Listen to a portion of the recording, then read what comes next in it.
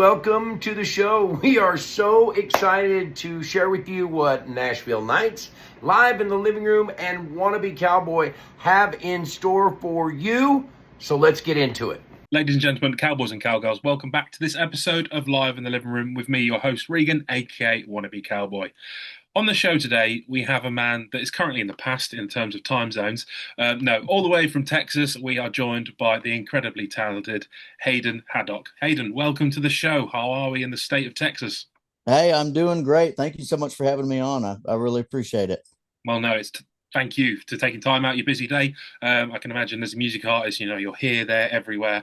But I imagine sometimes it's time like this where you get just relax for a moment and just chat away and not stress about shows or anything. But so, as we mentioned, you're from Texas. So, how is it over there? Like, how is you feel your music's growing? How's life, that kind of thing? Because I've never been, and I'm sure people watching might have never been. So give us a let's say a 5-word answer on life in Texas. Oh, a 5-word answer. I don't know. I don't know if this is 5. We'll say life is great in Texas. How about that? That's 5. That's pretty good off the top of my head. There you go. Yeah, everything's good. Texas is kind of its own little world, as I'm sure you and everybody else has kind of heard. And definitely being from Texas, we're certainly proud to be from Texas, but I'm not one of the overly annoying Texans, I promise. But I do love Texas. I went and lived in Nashville, Tennessee for a little bit, and even there, that was fun. But me and my now wife, we kind of knew Texas was home, and so we came back, and I think it'll always be home. But yeah, you should definitely visit sometime when you get the chance. Well, I definitely need to because I was looking it up the other week, and I'm pretty sure you can fit the United Kingdom into Texas like 2.5 times. That's how crazy the size of it is, and it's a state, Yeah. country. Yeah. But no, obviously, so off camera, we were speaking about, your attire, and I took a special interest in obviously the hat that you're wearing, which is Texas A&M University, obviously where you studied. But your music career didn't start in a case of, you know what, I'm just going to roll with it. If I'm mistaken, you filmed a video in your dorm. Yeah, kind of against my will. Yeah, we'll say a video was taken of me. But yeah, so I got down to Texas A&M for my freshman year, and basically I almost did not even take a guitar with me because I was very shy. Never played in front of my family, friends, anything like that.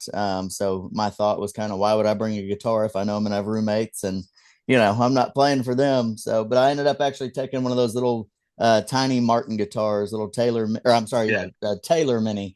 And anyways, brought it, and I was dating a young lady at the time, and my roommate thought it would be funny to tell her, I could sing and play the guitar, and that I could play her a song. And so after some convincing and maybe a few beers or something, I guess I got the guitar out and went for it. And so my roommate filmed it without me knowing from around the corner and sent it out to friends and family. And the rest is kind of history. Played my first little show, I think 2 or 3 months later, and been rolling ever since.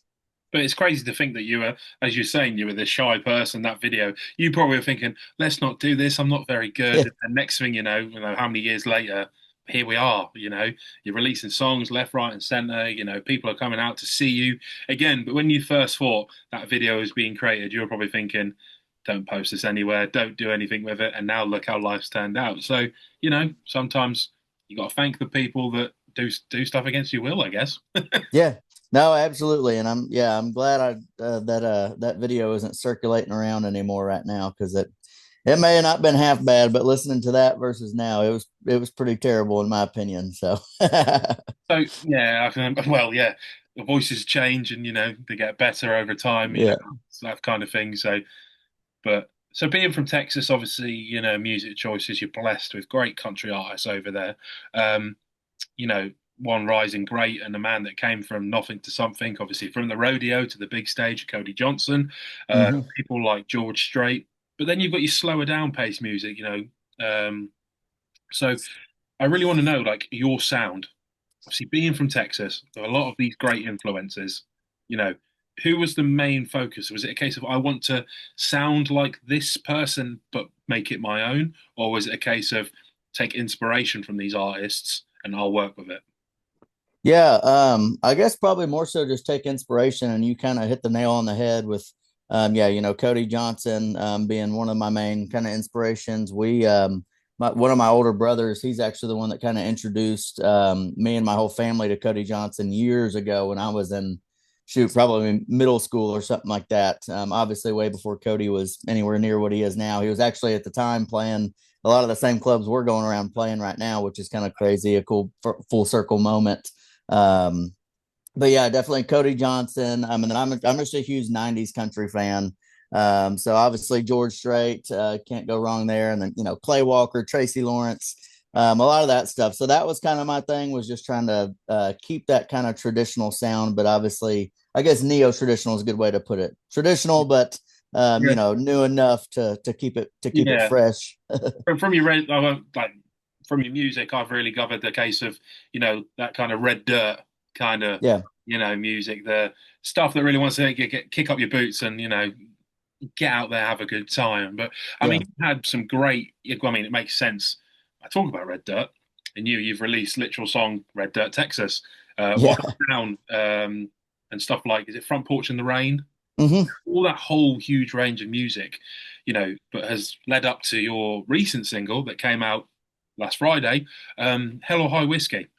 You know, Incredible song. You could literally, I feel like you could throw that on a jukebox in a honky tonk. People will be up on the dance floor, line dancing away. So, what was the inspiration behind that, behind this track? That's the main reason we got you on, is because I really want to kind of deep dive into Hayden's brain and thought, hey, what made this so good? Yeah.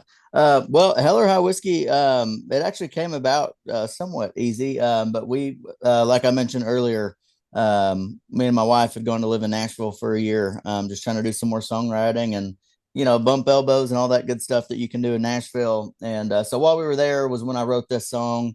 And so it was a lady named Liz Hangber, a guy named Matt Willis, and a guy named Frank Maroney. And they're all three great songwriters. And Liz was actually a writer on one of my previous singles called He Sings for Mary. And she was always a big fan of that cut, and was very appreciative that I did it. And then after that, she had been wanting to write with me for a while, and we just could not get our schedules to line up. And then finally, she texted me saying she was writing with those other two gentlemen, and asked if I wanted to join. And so that's kind of how that came about. And so we got in the room and spent the first 30 minutes just trying to get to know each other, because I had never met her in person, and then I'd never met those two guys. So just kind of talking and then trying to figure out what we wanted to write about. And so of course everybody was kind of throwing around some lines and titles and stuff. And if I'm not mistaken, it was Matt Willis, and he was like, "Man, I've always had this title written down, Heller High Whiskey," but he's like, "I've never tried to write it. Don't really know what it's about." But he's like, "I just thought it was a cool title." And so he brought that up, and then we kept throwing around ideas, but we all seemed to keep coming back to saying, "Man, that's a pretty cool title." So then finally we decided to just run with it and write the song that day. And obviously what you hear now is what we came up with. And yeah, we're really excited about it. And like you said, I think while we were still off camera, people seem to be enjoying it. And so we're really glad, because we had a good feeling about it going into the release. So hopefully it just keeps going. That's all we can hope, isn't it? It just goes up and up and up and up and up. And like you Yeah. say, it's going back to obviously what you're saying about Cody, they're playing in the same clubs and that kind of thing. And as you said, that's where they started. And a lot of people these days want success instantly. They want to shoot for the stars, but they don't understand that you've got to build and build. And Right.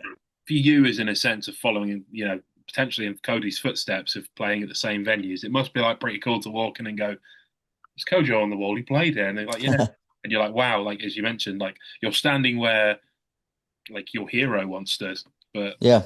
it must be like a pretty surreal feeling, um, for sure. But it kind of leads me on to well, not my question, but here at Live in the Living Room, we have a wonderful partnership with the wonderful people over Nashville Nights, who is owned by a wonderful singer-songwriter known as Blue Foley. So what, honest to God, what is your favorite part of working within the music industry? What do I love about the music industry? Man, that's a tough question too, because there's so much. Definitely my favorite thing is being on the road. I love to be on the road and play in front of a live audience.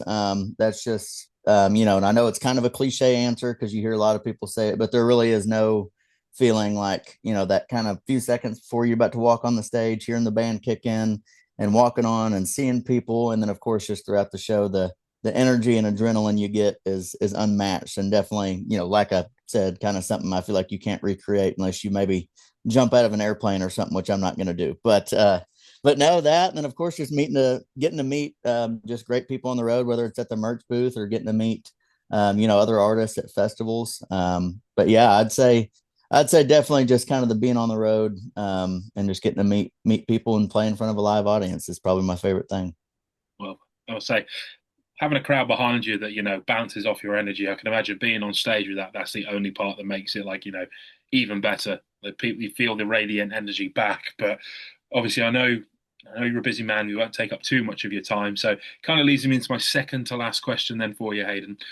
So obviously, you hit number one on Texas country music charts this year with Front Porch in the Rain. Mm-hmm. How was that feeling when you realized, like, wow, you know, number one? Must be a pretty surreal milestone for you. Yeah, no, that was an awesome moment. And that was especially special to me, simply for the fact that you know, I've been doing this whole music thing about 7.5 years, something like that. And really since we put out my first little EP back in 2019, I think it was, we've been promoting songs out to the radio. So I'm going to guess here, but we've probably promoted somewhere between 8 and 10 songs out to Texas radio. And of course, you know, it's not like we had no success with it. We got, you know, a few top 20s, I think a top 15, and I think right at number 10 or something, if I'm not mistaken. And then that song I talked about, He Sings for Mary, went to 7. And then finally Front Porch in the Rain, you know, went to number 1. So all that being said, it was special because it was many years of just kind of inching closer and closer and closer. And then finally we got it. So it definitely made it a little bit more special to know how much, you know, time and effort went into it. Well, you know, that's the case. It's what shows progress, you know. Right. Of shooting, I imagine it's a better case of going, rather than going straight to number 1, that slow process of like, right, this is to number 10, right, this one's number 7, so this is what people are going to enjoy more, and then right. Number 1. So before we find out more of where people can find out, you know, more about your music, more about you as a person, Hayden, I've got one final question for you. So I always like to ask this, don't feel like you're going to get put on the spot, because you might do. So we know in our industry you can't spell country without try. So Hayden, where are you trying to get to in country music? Where am I trying to get to? Well, I would say just as big as I can take this thing. So that means, you know, I guess kind of my goal to compare it to something would be kind of that Cody Johnson thing, you know, try to kind of conquer this Texas/South world, and then hopefully we'll move on to become a, you know, kind of an international act, at least a big national act. But yeah, we'll ride this thing out till it crashes and burns, you know, take it as big as we can. You keep driving that bus, that's all that matters. Well, if you ever come to the UK, you know, we'd love to have you again on the show in person. It'd be great to meet you. But obviously, as I mentioned, where can people find out more about you? Yeah, so you can find us anywhere and everywhere. So Instagram, Facebook, YouTube, X, whatever you got, Spotify, Apple Music, or the easiest thing is probably just go to my website, which is haydenhaddock.com. That has links to all the social media, all the music, merchandise, tour dates, anything and everything you want to know at haydenhaddock.com. Well, Hayden, it's been a real privilege to have you on the show today. And again, thank you to you and your management for arranging this.